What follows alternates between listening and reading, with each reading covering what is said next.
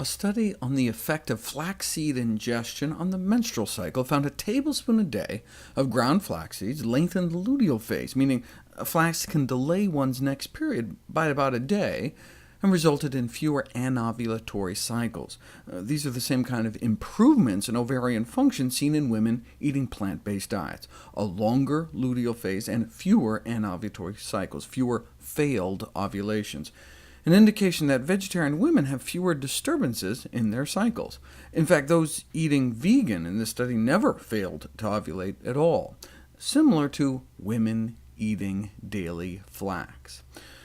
Since those same hormonal changes associated with eating plant-based diets seem to improve premenstrual and menstrual symptoms, such as breast pain, maybe flax seeds would help too.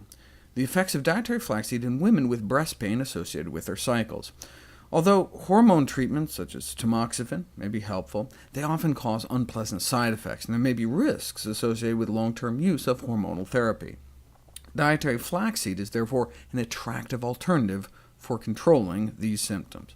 So, 116 young women with severe cyclical mastalgia, severe menstrual breast pain, over a pre-study period of 6 months, were randomized in a double-blind manner to either a muffin containing about 3.5 tablespoons of flaxseed or a placebo muffin, and followed for a few cycles. There was some placebo muffin effect, but there was a significantly greater reduction in reported breast pain, breast swelling, and breast lumpiness in the flaxseed group. It is concluded that flaxseed is effective in relieving symptoms of cyclical mastalgia without significant side effects, and might be considered an alternative treatment for cyclical breast pain. But if it works, and there are only good side effects, why is it an alternative treatment, and not the primary, first-line treatment? Well, the American Congress of Obstetricians and Gynecologists has not issued treatment guidelines, but the Society of Obstetricians and Gynecologists of Canada has.